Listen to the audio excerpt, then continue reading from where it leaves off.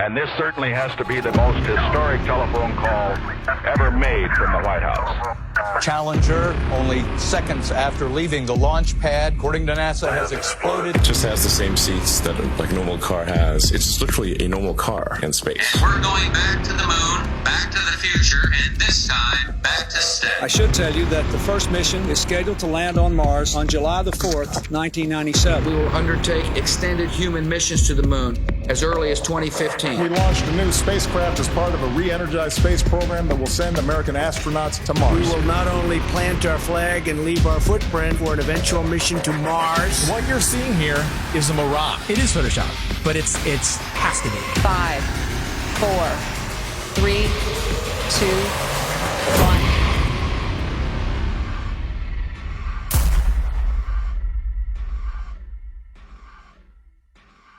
The one thing globe believers need to understand is that you don't just take the spinning ball Earth and flatten it out and put it back in the heliocentric model. Like it's just the only misfit planet and it's flat and the rest of the planets are round. No flat earther has ever said that. No flat earther will ever say that because it's not what we believe. The Earth isn't a pancake floating in outer space, and you will never hear a flat earther say that. And if you would ever actually take the time to study it for yourself or hear a flat earther through, then you would find that it's much different and things would actually make more sense. They've got the narrative control to where anyone that goes to search for this, they're going to see pancakes floating up in space, and it turns people away. Or they see a snow globe out in the middle of space with water falling off the sides, and they're like, what is this? It turns them away. The mainstream agenda was to push their false narrative, all these hit pieces on flat Earth. 2016, 2017, that was pretty much the end of the YouTube era, where we could actually find real evidence, real content. Any search engine, the algorithms are suited to their favor. You're going to see all the hit pieces. You're going to see all the stuff that's there to debunk flat Earth. So it's just, it's almost impossible to get the real information. YouTube played their part in it, and not just cherry picking which videos they wanted to show, but deciding whether or not they wanted you to subscribe to somebody. So on several occasions and with several different content creators, I'd press the subscribe button to then find out several days or several weeks later that I couldn't find that content creator, assuming they'd either been deleted or they'd been censored beyond belief. And of course they had been, because my subscription that was previously made was no longer there. And I know that I hadn't unsubscribed to anybody. And then resubscribing, you'd find again that down the line that the same things reoccurred. There's a major campaign by Google and YouTube and all of these corporate lying companies to discredit the flat Earth. Why do they have that disclaimer under every video dealing with the topic of flat Earth, that it is an archaic, antiquated, outdated model that the ancients used to believe in? Of course, the ancients were stupid. They didn't know how to build Gothic cathedrals, and they didn't know how to build cities and pyramids. The problem is, people that think that flat Earth is stupid think flat Earth is stupid because they're thinking of a stupid flat Earth. And they ridicule and make fun of flat earthers. It's absolutely ridiculous. Since 2015, the content providers for flat Earth have had a living hell. We have been ridiculed, we have been trolled, we have been censored beyond belief by YouTube. It's really difficult to get the truth out there. YouTube controls the algorithm. Who owns YouTube? Google. These are these big corporations that came in and said, the flat Earth is getting way too big. People are finding this out. We don't want them to find this out. This will just completely destroy our agenda that we've worked so hard for. We're losing it because of our own technology that we created. So they had to get involved. Withholding information and knowledge is a form of control. Now, for new people coming into the subject, if you research flat Earth, the Google analytic will give you government hate propaganda against the flat Earth truth. If you go to Google and try to find anything flat Earth related, then the first thing that's going to pop up is the Flat Earth Society. And that is something that has absolutely nothing to do with this movement. In fact, it's a completely made-up organisation in order to deter anybody looking for some sort of truth. so that you'd first of all get to that page, you'd see these ridiculous accusations and this spinning disc illusion that's going upwards in space that I can assure you nobody believes in. If the globe model was as strong as they claim to be, then there wouldn't be so much concern with anybody talking about a stationary Earth model. Now, everything's fine in court until somebody walks in with a load of shit on you. Everything's fine until somebody out there has evidence that's going to prove you guilty. And that's when you start acting suspicious. That's when you start panicking. That's when you start putting damage control out there, which is inevitably what these bots are, what these trolls are on social media, and of course the algorithms. This is just a new lie that was started in the 20s, and even before then they weren't really teaching anything about the world and where we were. It was just common knowledge. One of the main arguments that globe believers come at you with is we've known for 2,000 years. Aristophanes figured it out with his sticks and shadows. Well, Aristophanes may or may not have been a real mathematician. He figured out the shape of the earth. That would have made him the Michael Jordan of mathematicians, but nobody ever mentioned him in a book until the mid-1900s. What's crazy is I've talked to some elderly people, and they've told me that back in their day when they were in school, they didn't even learn about people like Copernicus or Galileo. Everything's up for grabs at this point. People like Christopher Columbus and any other figure in history could be totally false or created just for some sort of agenda. This is everywhere. We found somebody in Croatia. They said they were teaching flat earth through the 1930s. Most people think that this flat earth versus globe earth has been going back and forth for thousands of years. No, it has not. This is a brand new deception. They come up with these stories, these fictional stories, fictional characters, to reinforce that we live on a ball. All of our globe provers, Galileo, Aristophanes, Copernicus, the pictures of them show that they're Masons, but I contend that we don't even know if they're real. All of our history is a lie. I've met people that said that they were taught flat earth in the early 1960s in school. They were taught flat earth and globe earth, and then it kind of just went away. I interviewed Ruth, a 102-year-old woman, back in February of 2020, and she was taught flat earth in public school in Connecticut. Tell me your name. Ruth Heath. Ruth, and how old are you today? 102. 102. So you were born in 1918. 1918. And we were just talking, and I asked you what shape the Earth is, and what did you say? What were you taught in school in elementary school? I was taught in school that the Earth was flat. Where did you go to school? Elementary school? I went to Spruglin School in Hamden, Connecticut. So how does it make you feel to realize that you were right as a kid? It makes me feel better. It does make you feel better, right? Oh, it makes me feel alive. Oh my God, that is so true. My whole life, I believed, what I was taught. That's and then right. when I discovered the flat earth, you feel better about it. Because we are the center of creation. That's right. We are important. That's right. We are here. We are God's children. And when all the problems that are happening in this world today. I'll give you some good news. A lot of the problems that they report on the news aren't even real. That's right. That's right. They're just keeping us in fear. Keeping up. That's right. That's right. That's right. I understand that. I understand. They just say what they want people to know. That we never went to the moon? That was all fake? Is that right? That's correct. I saw that all happening. Yeah, so did I, and we all believed it, but that was just to reinforce that people to believe they can live on a ball, they can walk on a ball. It's such a lie. It's such a lie, but knowing the lie is like going to a magic show. I woke up. Yes, that's what we call it. We call it red. This is your moment of waking up. It's when you go to see a magician and you know how the tricks are done, and the magic no longer works on you, and you're free from the illusion.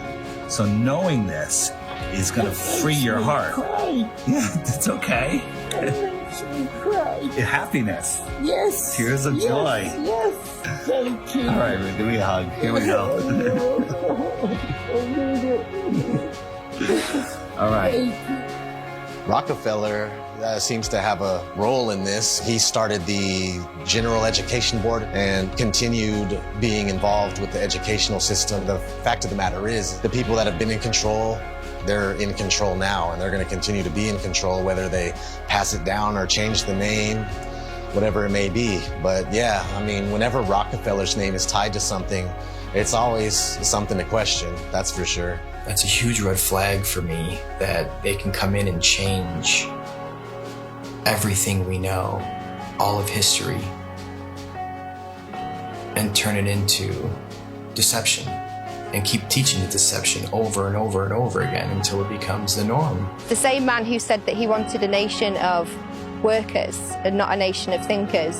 This was the same person who was found guilty of antitrust violations around the turn of the 20th century, who then went on to get his fingers in all of the education systems, of course with the promise of, I'll give you money, I'll make sure that your school has everything that it needs as long as you push these textbooks, as long as you push these narratives and you push these ideas.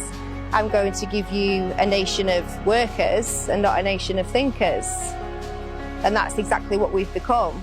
Now, this should tell you something, why we can't talk about literally the thing that we're standing on. Why is that? Knowing that there is a creator, absolutely, that is one of the main reasons to hide this. But, you know, at the same time, it's nowhere near comparison when 1 billion people find out that there's more land. It's about hidden land. I think there's possible they could be hiding land in here somewhere with us.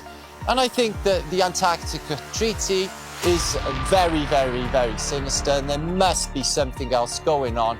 They went really tough with their implementation of the Antarctic Treaty and everything else, and just to keep people away from the truth. They didn't want people to know about more land. Haven't we been fighting over land forever? Isn't that what always happens? Countries fighting over land, but not on the outskirts of Antarctica. Oh, no.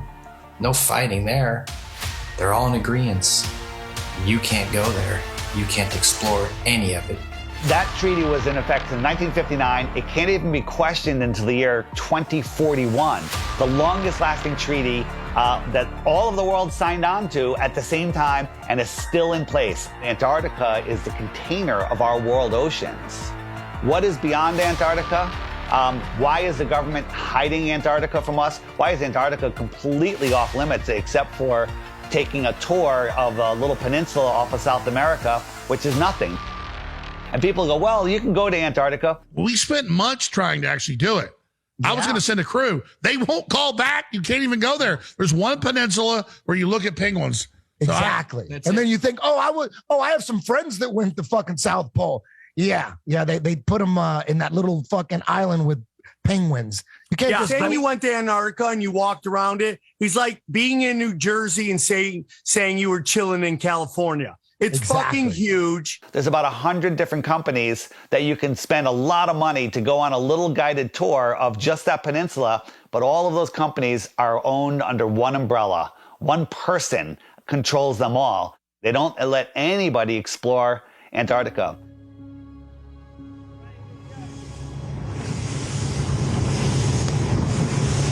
Will be a fucking international headline in about 5 minutes. Australian Navy ship shoots it. Facing our way. Bad boys, yield. Is it? The turret is turning our way. The turret's turning at us. Boy, we should hide Adrian in case they think we're trying to kill him.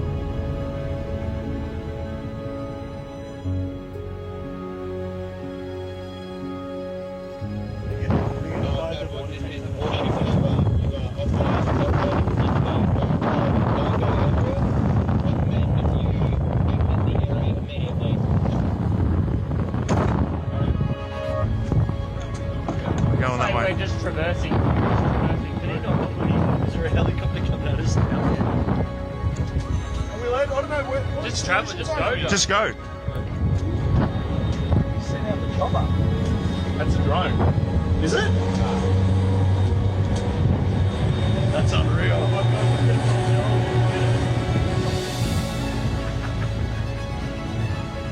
When people say, why the lie? One of the main answers is they're hiding more land. What if we can truly become free. The whole reason for this is because of more land.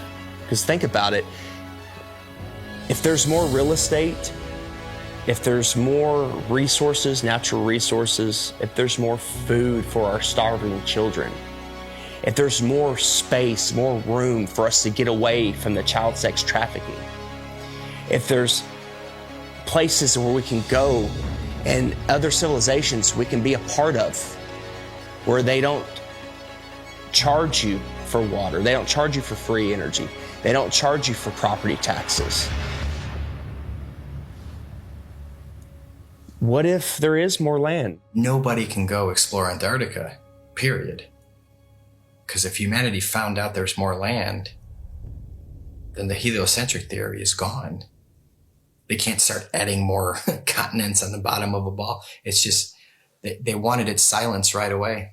There is evidence out there through old maps, namely the 1,000-year-old Japanese Kawabashi map, which shows continents and lands outwardly of what they call the ice shelf or the ice wall. So why are they teaching the globe model? Well, you see, the globe is a container, and it's a container of all the known land.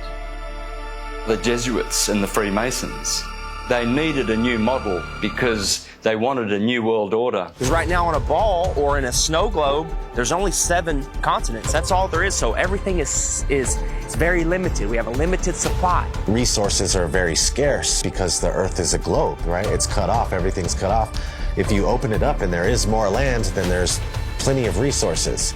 More land means more resources. Well, that's huge if they're hiding something like that.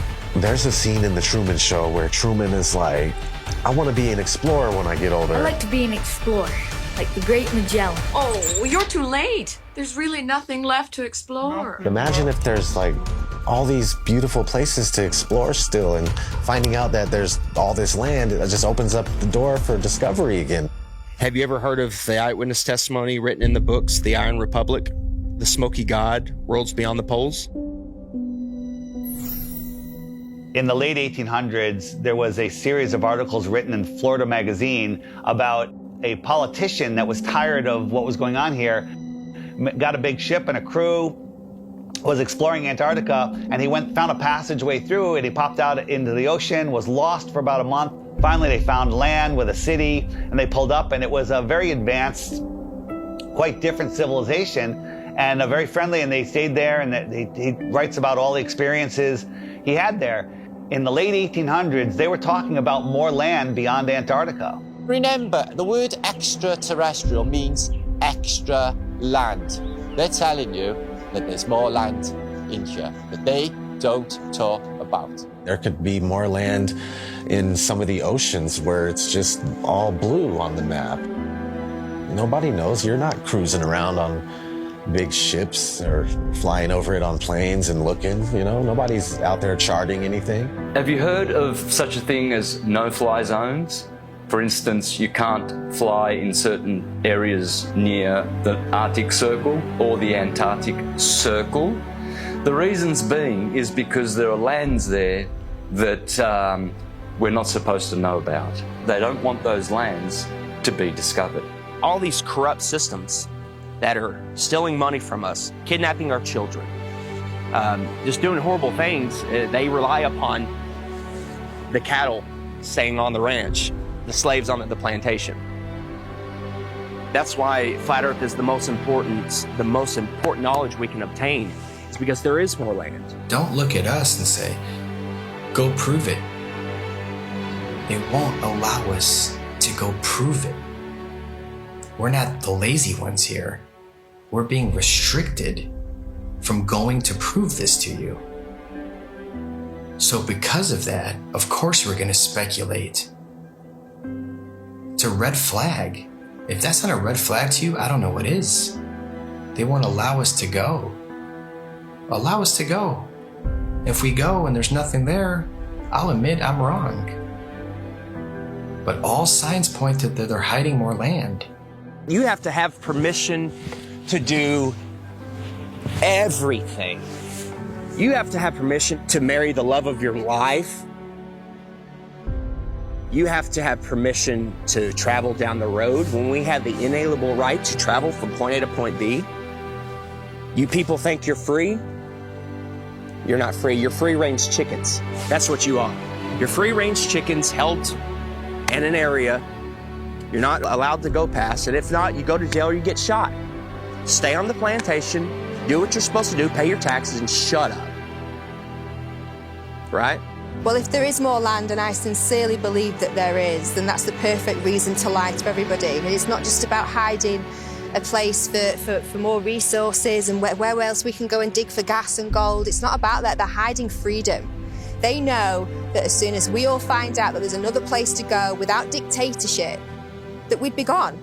There's endless amounts of everything, and there's so much more land out there, and there's many places to explore, and they just want to keep us here in the middle of the pond, stuck here thinking that this is all there is. What happens to the price of gold and all natural resources if there's more land? Gold can't go to $1 an ounce. Gasoline can't go to 20 cents a gallon. We can all have, you know, thousands of acres of land to ourselves.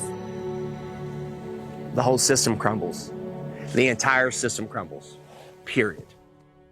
On the other hand, we have the North, which is also off limits. I went on my first official trip. I was going with my father and my grandpa Sinclair up to the North Pole.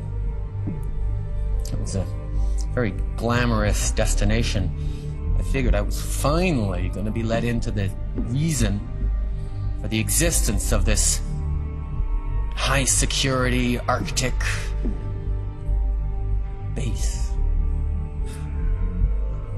That was exactly right.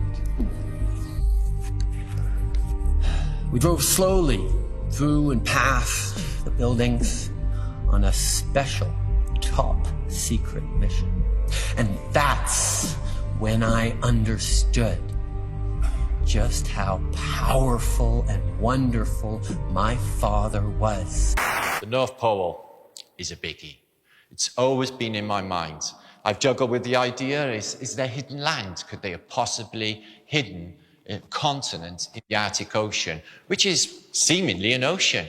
They could hide land there. Many old maps will show you the Hyperborean, 4 continents, and in the center, Axis Mundi.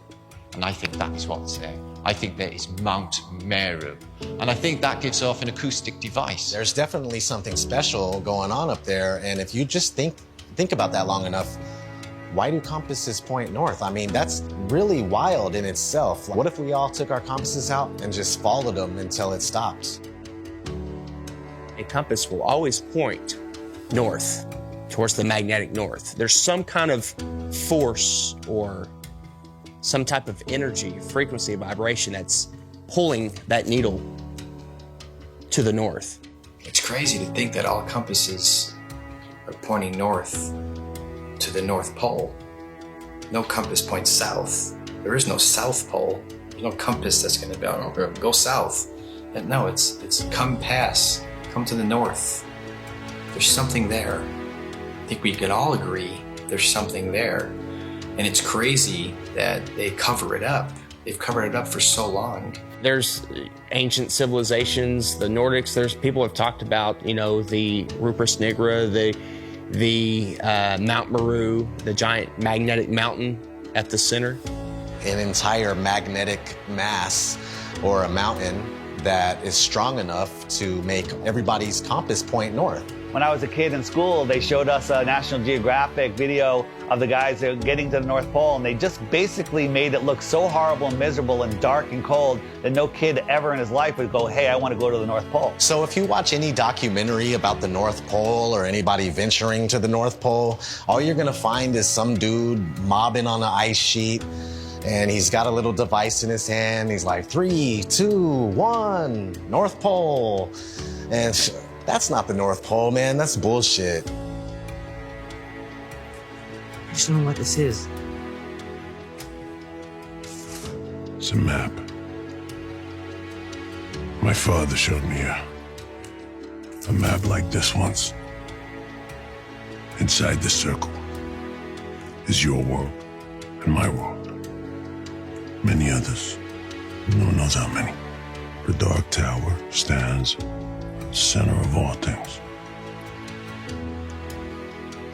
And it stood there from the beginning of time.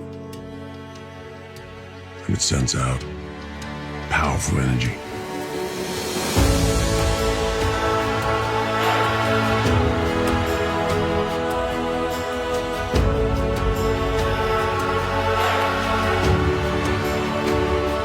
I think that there's possibly a North Pole hole part of the electromagnetic torus, which gives off a green light, which you see as the Northern Lights. The North Pole is the center of the Earth. It is a hyperbola. Because we live in a toroidal field solar system, there must be a plane of inertia intersecting it in the middle, and there must be a hyperbola, hourglass, in the middle. In the Srimad Bhagavatam, Canto 5, it calls this Mount Meru. And why are we not allowed to go anywhere near there? Well, simply because you cannot go there. It is a magnetic toroidal hyperbola. Therefore, there is no way that you can fly anywhere near the North Pole in the center of the Earth. Admiral Richard Byrd said he found more land, in the north as well as the south.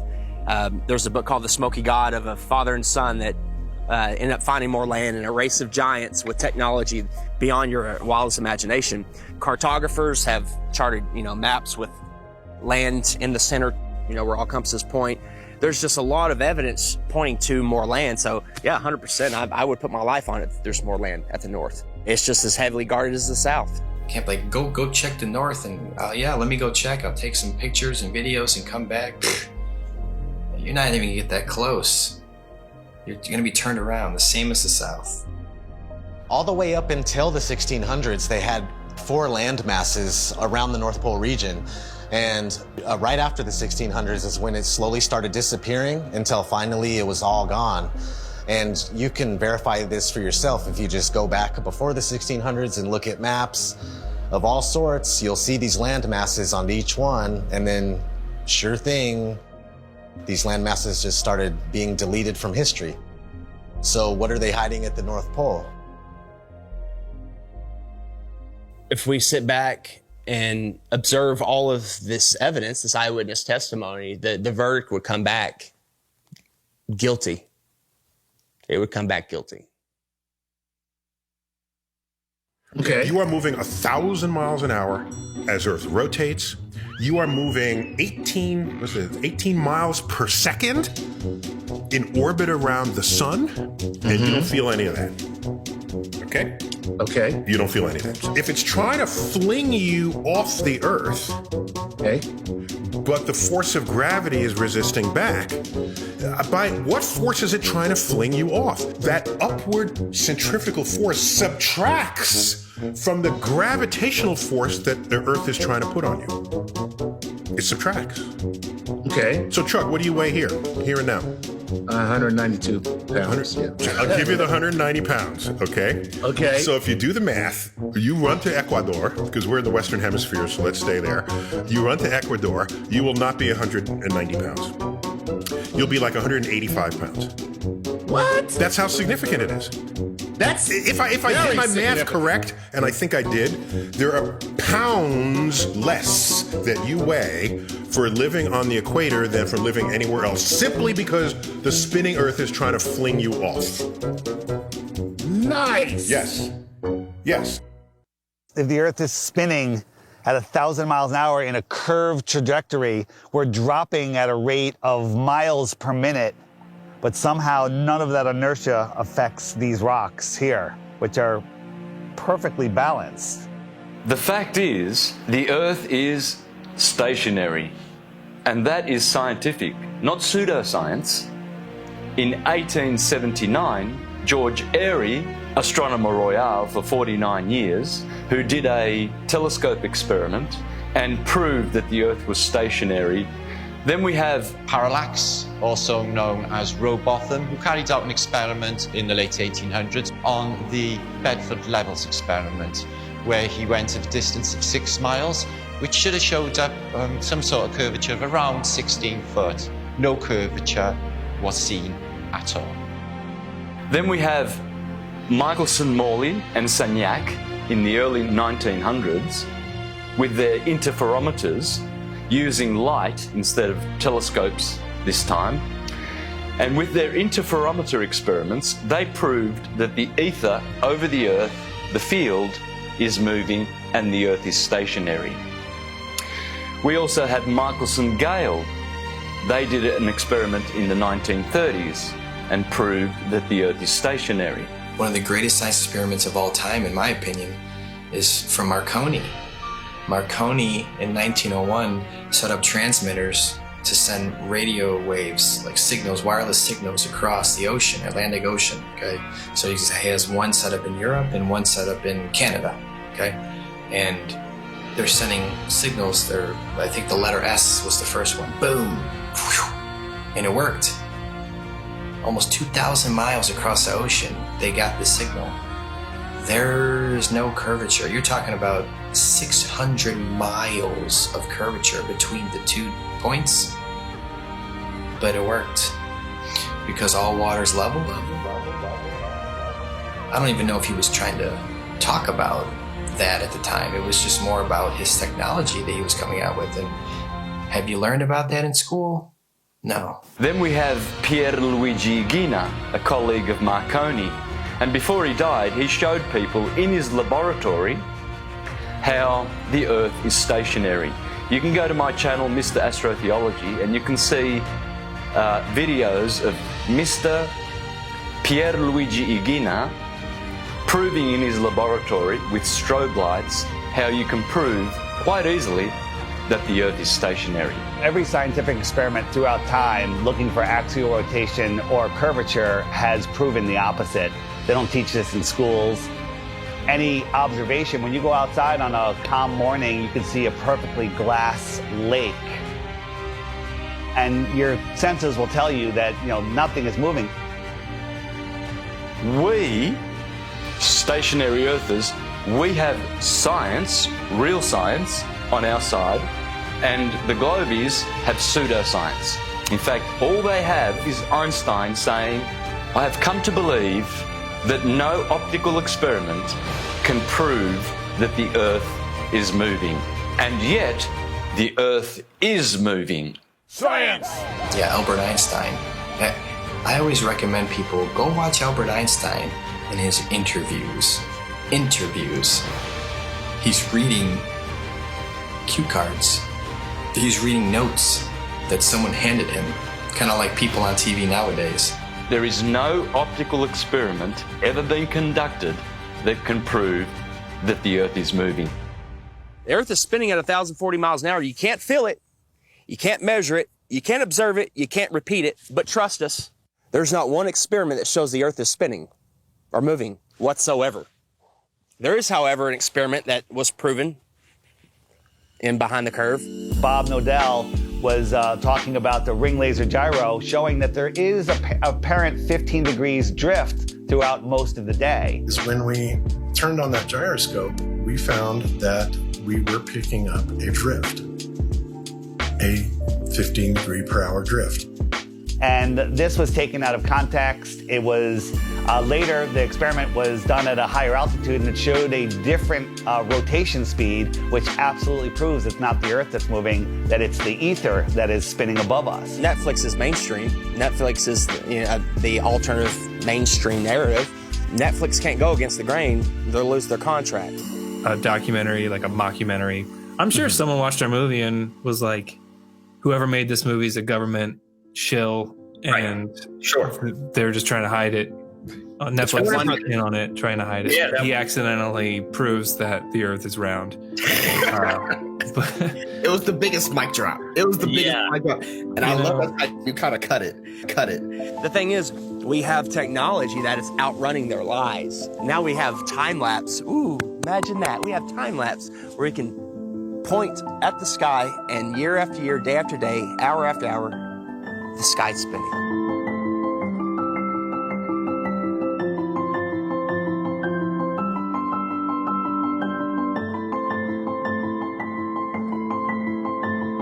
Every day there should be different stars random stars in the sky if we are travelling at 650 million miles an hour, which is Mach 870,000. Do you really believe that every year we move through space at 5.5 trillion miles every year? And yet every year the same stars keep turning over our Earth. Aries, Taurus, Gemini, Cancer, Leo, Virgo, Libra, Scorpio, Sagittarius, Capricorn, Aquarius, Pisces, year after year after year, and yet none of those constellations distort, change shape, get brighter. There has never been, in recorded history, we have never seen any star get brighter or dimmer or any shape of those constellations which are still recognizable today as they were thousands of years ago. They never suffer any parallax or distortion. Polaris has never moved in all of recorded history. Point your camera up at Polaris and do a time lapse and watch God's perfect timepiece spin above you.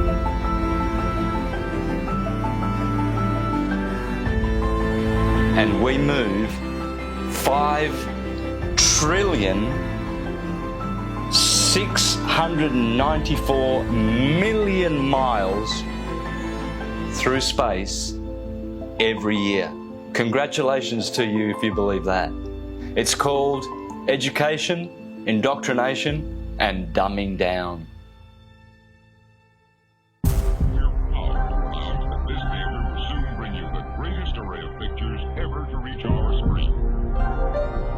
If you look back in history, you got Universal, their company. They started off with a logo with a globe in it, but it wasn't until like the 1920s that they actually had the motion one where it was a spinning globe. And they actually had an airplane in the early ones, like leaving a chemtrail that said Universal, which is kind of funny. Nobody has been high enough to even see what it looked like. They were definitely trying to instill the image of a globe in people's heads because obviously early on in the movie industry, they were one of the most popular companies to make movies, so people were going to the theater and seeing this globe. So they're showing you a globe before every single movie to program your mind. They were showing this globe before they even went up there to see what it was. I think the first man ever to go up and check is Picard going up there. I mean, that's a story we're not taught in school. From the practical point of view, Professor Picard's experiment is of the highest possible importance. These timelines, these dates, these are facts. We got Auguste Picard coming out in the 1930s in an actual publication by a science journal saying that the Earth looks like a flat disk with an upturned edge. Besides Universal programming you, you had Walt Disney programming you with space documentaries for almost 15 years straight. Some pretty crazy propaganda in the 1950s. There was one called Man in Space. He's talking about taking men to the moon in a rocket. And then if we cruise on, we got Richard E. Byrd. He goes on Longines chronoscope and he's sitting down and he's telling people. Strangely enough, there's left in the world today an area as big as the United States that's never been seen by a human being. Shortly after Richard E. Byrd did that interview, they put the Antarctic Treaty in place. And then 1 year later, NASA is established. Almost 0 hour at Cape Canaveral, and enlarged 16mm pictures show a monkey specially trained and conditioned for voyaging in space. 2 monkeys had been selected for the job. They called them Abel and Baker, A and B, of course.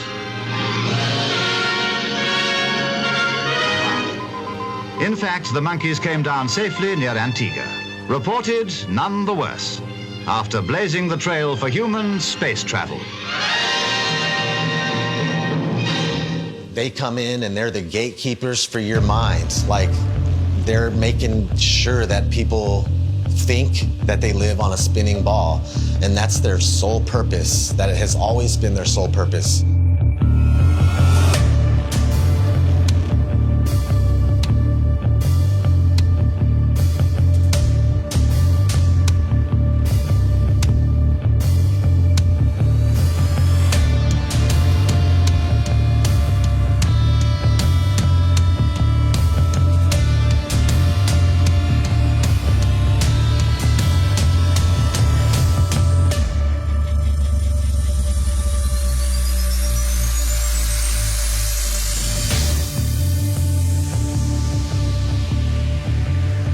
is the magic of engineering.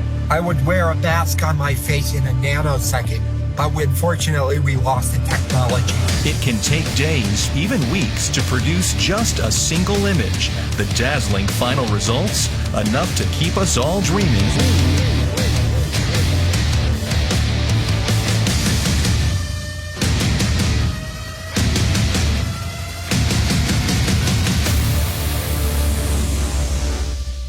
NASA is hiding the frickin' flatness of the Earth. Why?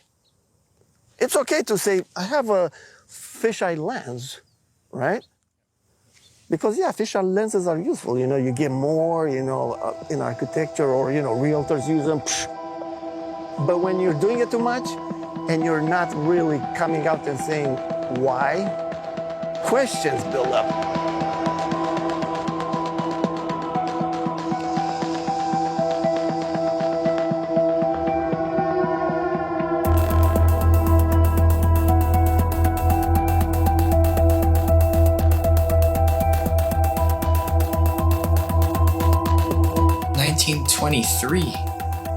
A fisheye lens was invented. So these space agencies had a heads up already. And the fisheye lens was originally, I think, $27,000 to purchase. And this is in 1923. I mean, today that's about, what, 100 grand, 200 grand equivalent in cost? And people would tell me, Hibbeler, I'll give you that. NASA is a lying government entity, right? But what about Red Bull? Red Bull's just an energy drink. And I saw Felix Baumgartner jump out of the space capsule. Flat Earthers did a great job of debunking that. Of course it's a fisheye lens, it's not even a question. What most people don't know is that Neil deGrasse Tyson, you know, the science priest of modern day, that everybody loves and they listen to him. Oh, he's so smart. Oh, he is a smart man in the sense of he knows that we debunked the shit out of that. And that dude who jumped out of a perfectly good balloon, Felix Baumgartner, edge of space jump. Now, you know, I don't. It's he wants to. I don't have a problem if he does it, but the honesty of it would greatly diminish what I think people thought he was actually doing. And not only that, they made sure to photograph him standing there with a really wide-angle lens, which curves horizontal lines. So in the photo, you see this curvature of Earth's surface, and he's like, wow, he's in space, look at that. No, he's not. At that height, you don't see the curvature of the Earth. You just don't. That stuff is flat.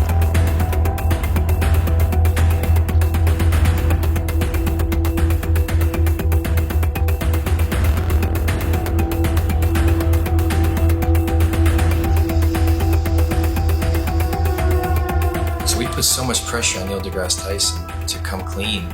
He had to.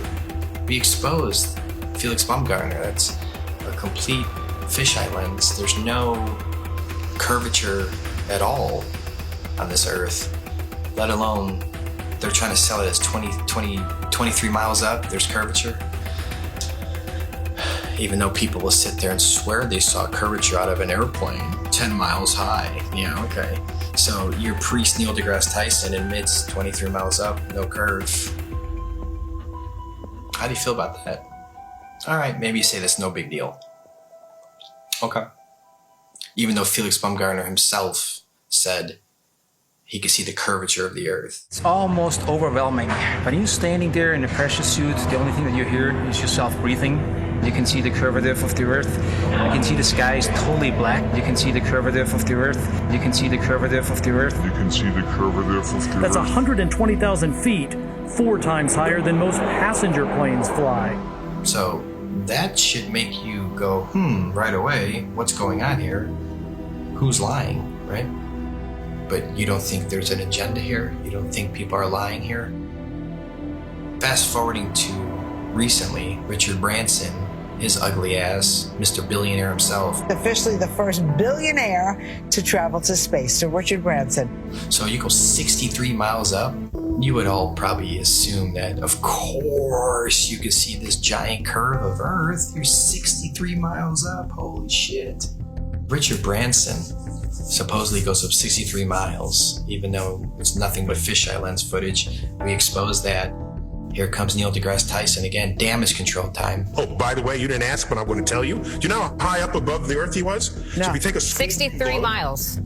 Oh, yeah, say right. So take a schoolroom globe, and that's how high above it is he? So he's about 2 millimeters above the surface of a schoolroom globe. So nobody has seen the curvature of the Earth from that height. I just want to make that clear. You can't see the curve out of an airplane, right? 10 miles.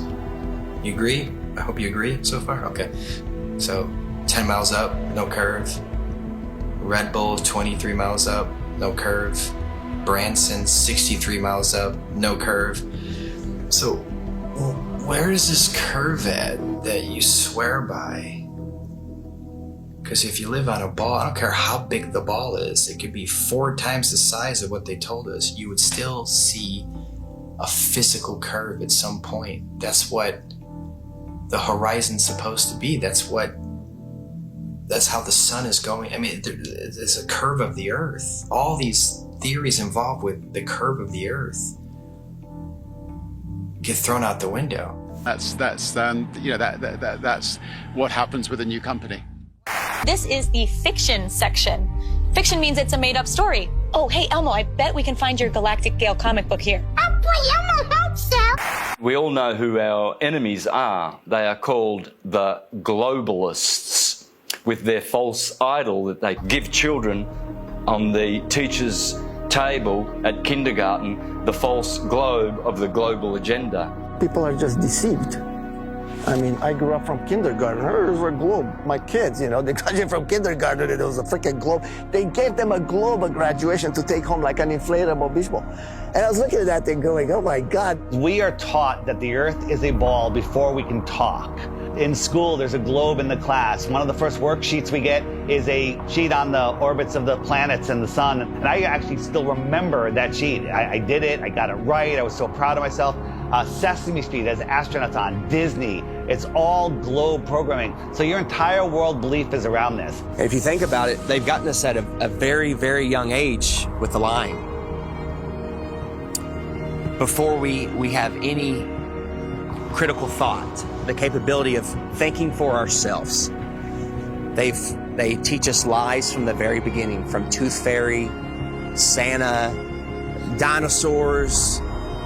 With Santa, for instance, I mean, we're taught this lie, you better be good. We need you to stay in line and be good. Don't be naughty, be nice. You want to be on that nice list. Santa will come and bring you these material gifts, and then fast forward, you find out Santa isn't real. For 5, 6, 7 years, however long the lie went on for, you've been conditioned a certain way, to act a certain way, so you'll fall in line. You'll do exactly what mommy and daddy tell you, what the teachers tell you. And when you realize that lie, it's subconsciously, you're taught at that point, it's okay to lie. It's okay to lie. It's okay to accept lies. It's okay for people to lie to you. It's okay for you to lie. So the whole world is a fucking liar. Everyone's a fucking liar now because they were taught at a very young age it's okay to lie. They get you with these lies of Tooth Fairy and Santa at a young age. So when you're an adult, you can't tell the difference between a lie and reality. And when you do find out it's possibly a lie, oh, it's okay. You're subtle. You're passive. You allow the lie because you're used to, it's okay to lie. You've been conditioned your entire life. It's okay to lie. It's okay to be lied to. So when the lie comes out, people are just like, okay, whatever. Got to turn on my Fox News. Got to go to the bar. Got to go watch my football. Give them bread and circuses, and they will never revolt. When people hear about flat Earth, when I talk to them about it, they think it's the dumbest thing ever. They think I'm uneducated. They don't realize that they don't know what they're talking about. And people say, well, what about ships over the horizon? You explain that. What about sunsets? You explain that. What about seasons? You explain that. And then they throw their hands up and go, well, why does it matter? What difference does it make? I still have to go to work tomorrow. That's right where they want you. They want you working in your slave job. They want you obeying orders, doing what you're told, and living paycheck to paycheck, and just not realizing where you are. The truth is, we're not spinning out of control, lost in space, where an asteroid could take us out. They want us believing we're running out of fuel. They want us to believe we're running out of food, when anyone can go and get a seed, stick it into the ground, water will fall from the sky and food will grow out of the ground. There is no shortage of water, food, space. Every American family could have a half an acre in Texas and the rest of the country would be empty. They're lying about everything. You let your kids get raised and taught by other people that you don't know what they're learning. Everybody's disconnected. There is no harmony or anything going on with human beings. We're all scattered, disconnected, and pretty much what they're doing with teaching us this whole lie about the Earth being a ball, and you're flying through outer space, and dinosaurs used to roam the Earth, and if these powerful beings can get wiped out by a comet, then what are we going to do if a comet comes? We're done. So the heliocentric model not only manages to keep us all completely worthless floating amongst the stars in space, but it also keeps us in fear that we're either going to knock into something in the future, or there's going to be something that then bangs into us that causes some sort of horrendous collision and we're all going to die, or maybe, you know, some cartoon satellite has found another planet where there could be like flesh-eating monsters on there, and it's, you know, some sort of crazy shit that they throw down your face and try and say, you know, this is, as well as everything else that you're scared of, keeping your house, keeping your health, keeping your family together, there's also a chance as well that some rock may fall from the sky and kill you tomorrow. And another thing people don't know is that not only in 1920 did Rockefeller change all the textbooks and come up with his own agenda of what they want you to know, but there was a man named George Lemaitre. I felt like, you know, Einstein passed the torch to him or something. They were good friends, apparently, and George Lemaitre was a Catholic priest. Yeah, a Catholic priest. And in 1920, he said, hey, we came from a Big Bang. It's all about 1920 was a crazy year, huh? 1920, they said that we came from a Big Bang. We exploded from nothing. Well, how do you prove that? Well, no, you can't, but that's what was stated. So here's this Catholic priest where, in my opinion, they knew that even though non-religious people knew the Earth was flat and stationary, they were trying to group just called flat earthers at that time. They're flat earthers, they're all religious people. So let's bring forward a Catholic priest. Look, he's not a scientist. He's not government, he's a priest. He's Catholic, he's holy. This is brand new. This isn't thousands of years old. This isn't the Big Bang's been around for thousands of years. Heliocentrism has been around for thousands of years. No, they create fictional characters, Galileo, Copernicus. They create characters to support the New World Order, their agenda. The way they change the entire school system and structure of what we know and all the information and knowledge that we obtain. If it's false, then yeah, they got their goal. A nation of workers, not thinkers. No one thinks. What's the circumference of the globe? I have no idea. How fast is it spinning at the equator? Don't know. How fast is it orbiting the sun? Cody? You have glasses on. You should know this. How fast is the sun moving? Man, you're asking some questions I'm not ready to answer. But see, this is the point. You guys laugh at flat Earth, but one, you don't know what flat Earth is, and worse is you don't even know what your own solar system is.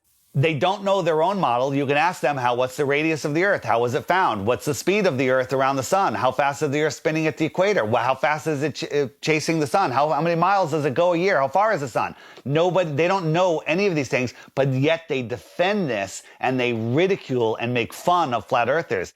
All the things that I was patronizing and condescending and going, oh, sloughing off, that's not worthy of me. They rose up to eye level. And I remember saying, boy, the world is flat. I'm looking it in the eye. I see further, I see wider, I see clearer. I settled on near infrared, like some of these cameras can be converted to near infrared, you know? So then I started taking photos, and since I was doing a lot of flying, I started going up, and boom. I was actually amazed to see the incredible flatness that you get from high altitude. Everywhere I looked, there was like clues that yours is flat. And I was like, this is blowing my mind. Everywhere I looked, yours is flat. And NASA is lying about the curvature. So I said, something is eerily wrong over here, man. When I saw across the Gulf, right off the coast of Texas there in Louisiana, I was flying to Orlando, and I saw all the way out in the distance, and you could even see the rays of light at a different angle. That tripped me out. But if you really go up high, then you realize, oh my God, the Earth is extremely flat. This would be impossible on a globe. There is no 8 inches per mile square. Equation for curvature of 8 inches per mile squared has been debunked over and over again. The flat earthers with their P900s and their P1000 cameras are constantly seeing things way off beyond the supposed curvature of Earth. In fact, many tests have been done with lasers, cameras, filming mountain ranges 300, 400, 500, 600, 700 miles into the horizon, which are visible and shouldn't be visible if we were living on a globe. This is how much distance he covered with his camera, and he could see from here the Rocky Mountains. There you go.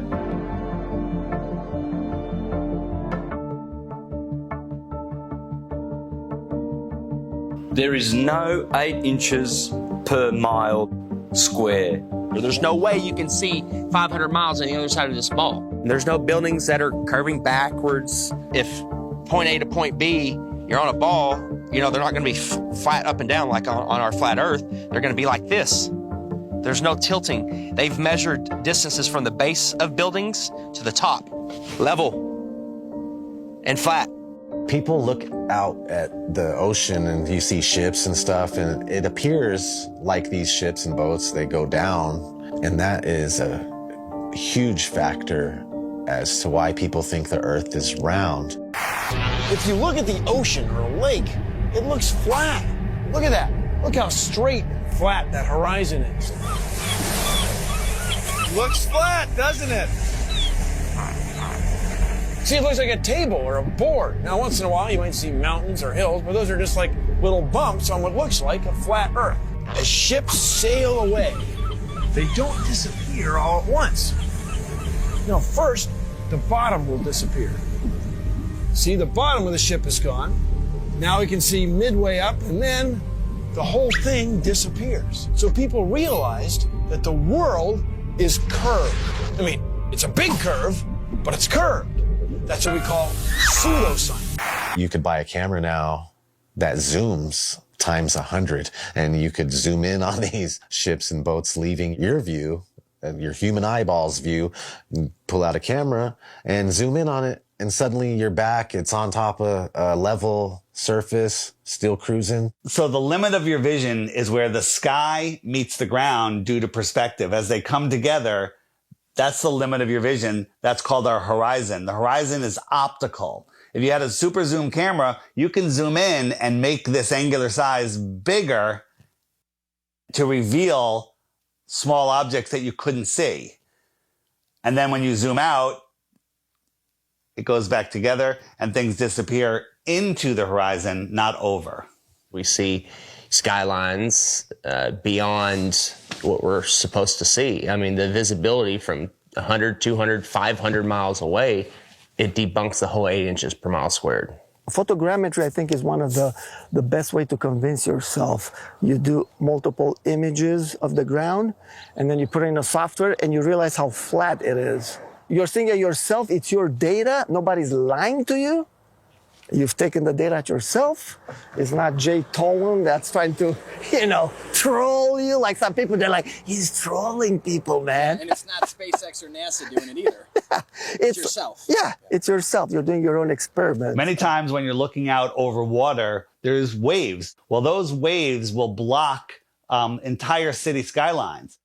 If this was a wave right near me, if my face was a city skyline, it blocks just the bottom, But if that wave was closer to you, it blocks much more of it.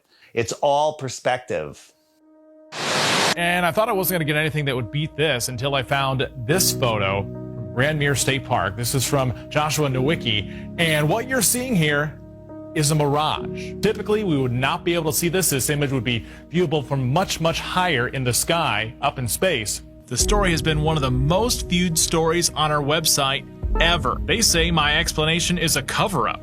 A cover-up to their belief that this picture is proof the Earth is flat. The one goal I had was to prove that what people are seeing from the other side of Lake Michigan is not a mirage, that they are actually seeing the city. What do you think, Steve? I think it's amazing, dude. It certainly did. It's not a mirage, I can tell you that. No. Our focal point was the Sears Tower. Which is also known as the Willis Tower, right? Yes, the Willis Tower. The Willis Tower, and we can see it the entire time. We can see it the entire time.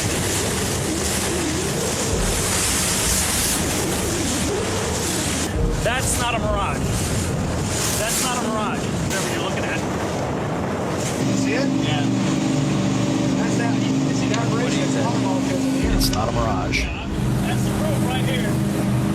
That's the proof. I was shocked to find out that there are a number of people that believe the Earth is still flat, and that to them, this is actually proof that the Earth is flat. One person just questioned me and asking me for a retraction of the articles and lies. A lot of people try and kind of be nice about it. Well, are you sure you did it right? And then they send me links that the Earth is flat. And some are just pretty straightforward about it, and they title replies calling me a deceiver, and that I should check my degree or quit telling lies on television. It got me questioning a lot of things. Were my calculations right? No. You can obviously see Chicago from that far away. It really is the Chicago skyline. We can see things farther and farther away than that and prove it. You can prove it yourself. You can go there on a clear day and see the same thing. You can go do the same tests and prove it to yourself. That's the best way to do it, right? Prove it to yourself. You're not taking anyone's word for it. You're doing your own experiment. It's not a mirage. It's not an illusion. It's Chicago from 60 plus miles away. I mean, we could barely see the street sign a few blocks ahead of us on a foggy day. I mean, they're spraying our skies with shit all the time. You can open your weather app right now and it'll tell you the visibility. But that's how far they're telling you can see the weather patterns. There's so many different factors of why we can't see that far. We're not superheroes. I mean, take any flat and level road around your house safely. Test it out, make sure it's level. But you take your camcorder and you bring it all the way down to the ground and you zoom in and you see all this distortion and it kind of vaporizes and globe heads want to add like this bridge is bending around a curve and there's the curve. It's like, no, it's an optical illusion. That's all it is. This has been replicated many, many times. There is no curvature. Stop fooling yourselves. And even something like the sun, when it goes across this huge plane, it sets and it disappears due to perspective. So you're seeing it come and go on such a vast plane. It's so huge that the sun could come through and go so far away that it just goes out of your view and behind so many false horizons, i.e. mountains, trees, forests, city buildings, just really tall things. Keep in mind, the sun is much smaller and close.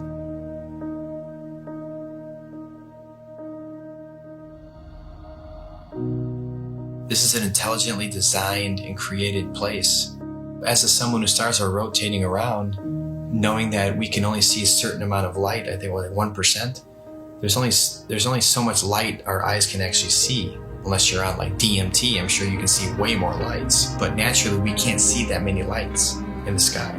All ancient civilizations spoke about other bodies, other lights in the sky that may or may not be visible to us at any given time. It's crazy though, when you see solar eclipse, you don't see the moon at all. I remember as a kid, I'd like, where's the moon now? And it's like you just see this black circle and then everything goes back to normal, it seems like. It's like, what the heck just happened? On the total eclipse of the sun, the shadow that the moon casts on the earth is only 70 miles wide. That is impossible, but then they come up with umbra and penumbra, and it's just stuff to confuse your mind. We have an infinitely far sun sending diagonal rays from the side and straight rays from the middle where they cross each other. It makes absolutely no sense. I went live a few years ago on YouTube during the 2018 eclipse in the United States. On a live event, and we were all waiting for the moon to actually show up to cause this elliptical, this eclipse, and all we found was no moon showed up.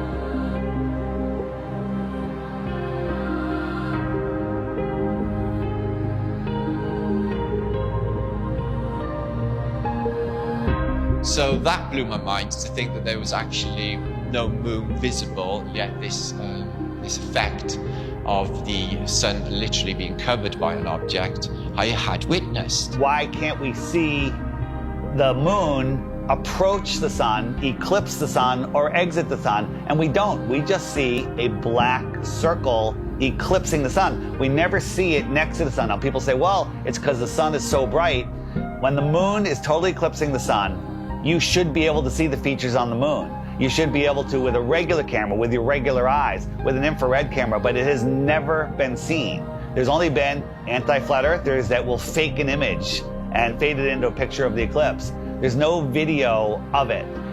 Think about what an amazing video would be if they could film it from the International Space Station or from the moon itself. Never happens because I don't believe the moon that we see is what's eclipsing the sun. There's lots of ancient mythology about other dark bodies. There could be anomalous bodies up there. They're not actually visible to us. A celestial body that we perhaps can't see, because there's on the spectrum of light, we can only see 1% of all the light rays, gamma rays, X-rays. We can't see these certain frequencies and energies and lights. What happens is the sun is eclipsed by the so-called moon, but it's not the moon, it's actually the north node. There's been, times documented in the past where there's, this eclipse, and the moon's supposed to be eclipsing, and there's no moon anywhere in the sky. Nowhere. Anywhere. That makes absolutely no sense. So there's got to be another celestial body. The oldest ancient symbols, and it's the black sun, a celestial body that we perhaps can't see.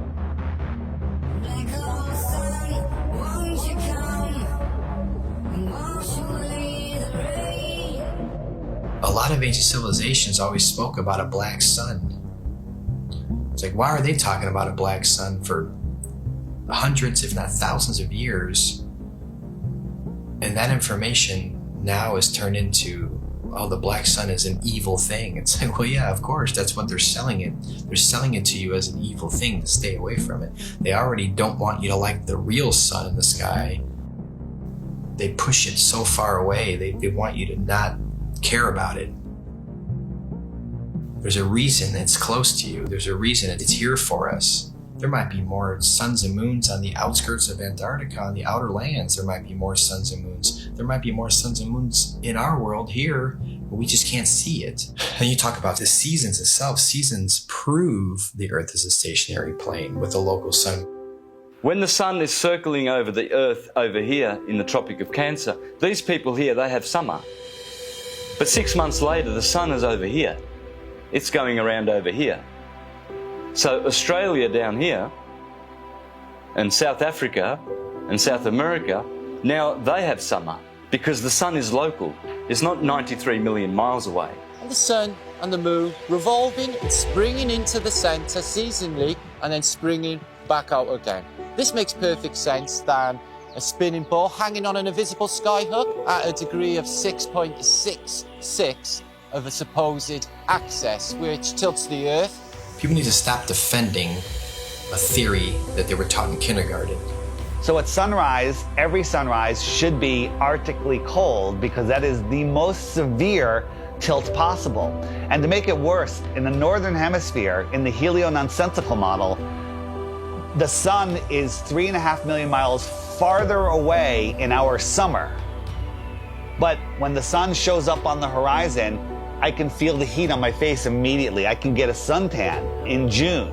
But in December, at solar noon, when the sun is at its highest point in the sky, I can look up at the sun and barely feel the heat on my face. And also, it's 3.5 million miles closer.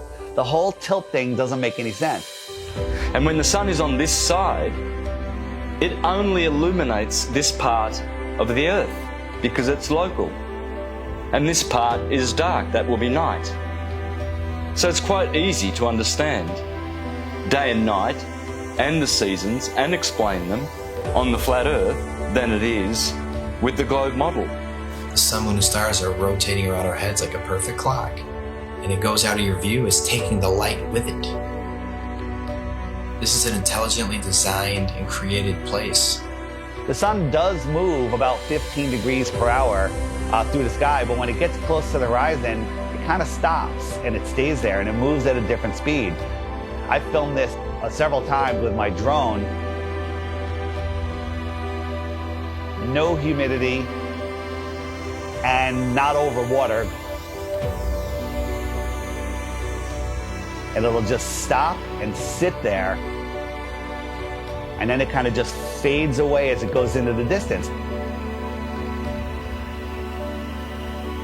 But at the same time, because of perspective, I have friends that were down at the beach that saw the sun set 10 minutes earlier from the bottom up. And that's simply because they're looking across a span of water that has a hill with trees, a tree line on it, which is hundreds of feet over their heads. But from their point of view, it's at eye level. And as the sun moves away, it just gets eclipsed by the tree line, which they think is eye level, but it's high up in the sky. Water. It's always flat, always level. So starting at the northernmost point, as far as I can get, of Lake Michigan, and then traveling south, you can see that red line here, that the body of Lake Michigan is 574 feet above sea level, and it's level. There's no change in elevation, there's no curve. This cross-section shows what an undisturbed body of water looks like, and that's level. We know that to be true. There's three properties of liquids. They have mass, they take up space, and they always take the shape of their container. The physics of water is to find and maintain level. So if it's in a cup, to this lake behind me, to the seas, to the oceans, that's why I call it sea level, because it's flat and level. No matter who tries to sell you the idea that water's curving over a ball, it's just not happening. That's the number one proof right there, just water alone. Water alone proves that the Earth is flat, because water always finds and maintains level, period. Water does not curve. In its temporary state, it's finding its level. Once it hits the ground and finds its level, it remains level. I never even thought of the idea of water maintaining its level, and that alone just was like mind-blowing. Like, absolutely, water has to maintain its level. Like, it's always, if it's calm and there's nothing going on, you know, it's, you look at a lake, it's just chilling flat. It has to be. It can't curve. There's nothing you can say or do to ever show water bending or curving. Water needs to be contained. No matter what you do, it's going to remain level. The flat Earth proves beyond a shadow of a doubt the existence of intelligent design, a creator, and we are all important in the center of the universe. Yes, it is absolutely imperative that we know that there is a creator, that the sun, moon, and stars revolve around us, that we have a purpose. We are at the center of the universe. I didn't become a millionaire until I realized I was at the center of the universe. Now I have a purpose. Once you understand that you are at the center of creation, everything changes. And basically, we're unplugging from the matrix. We're unplugging from the heliocentric system. And when you do that, the rulers of this world, you unplug from them. You stop feeding them what they need. They want your fear energy. They want your labor. They want everything from you. And people unknowingly just keep giving it to them. I don't want my children to be lied to. And I don't want my grandchildren to be lied to either. So if this is going to stop, it starts with you and I. You know, they inherit all this stuff. You go to school and they teach you. When I was in grad school, man, I was shocked that most of my classmates were not really interested in learning. They were interested in passing a class. On the one side, tens and tens of scientists proven that the Earth is stationary, and we have nothing on the globe's side, so the Earth is stationary. No one thinks how easy it is to do this, and they pulled it off, unfortunately. But we're here now to completely reverse this, and people hate on us from the left and from the right. Everyone hates on us. Like, shut up with your flat earth stuff. It's not important. It's the most important thing. It opens the door for everything else. You want to know the truth? You have to know where you live.